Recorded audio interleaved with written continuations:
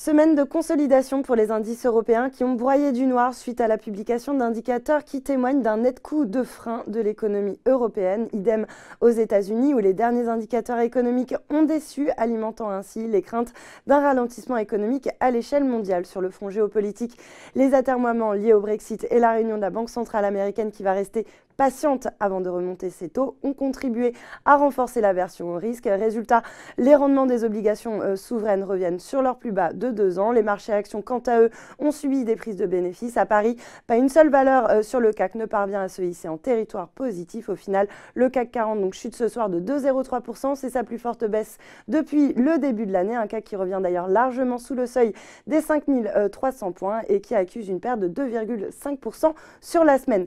Du côté des marchés d'échange, l'euro, lui, accuse le coup et redonne 0,8%. Il repasse également sous le seuil des 1,13 à 1,1285 contre le dollar. Et puis, du côté des valeurs, eh bien, le secteur bancaire, lui, est en queue de peloton, plombé par la prudence des banques centrales américaines et européennes qui préfigurent d'une période de taux bas pendant une période prolongée. Société Générale et Lanterne Rouge, tandis que Crédit Agricole se distingue parmi les plus fortes baisses. A l'inverse, sur le SBF 120, Elior était bien orienté après avoir annoncé que la revue stratégique de ses activités de restauration de concession devrait être achevée dans les prochaines semaines.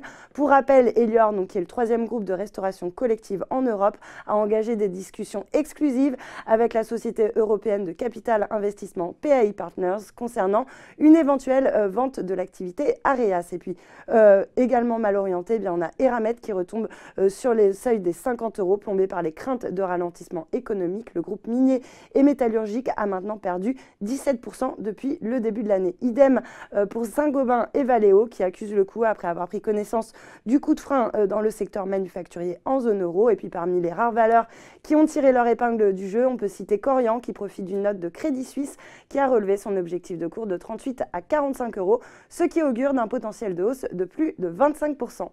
Voilà, c'est tout pour ce soir, mais n'oubliez pas, toute l'actu éco et finance est sur Boursorama. Bon week-end.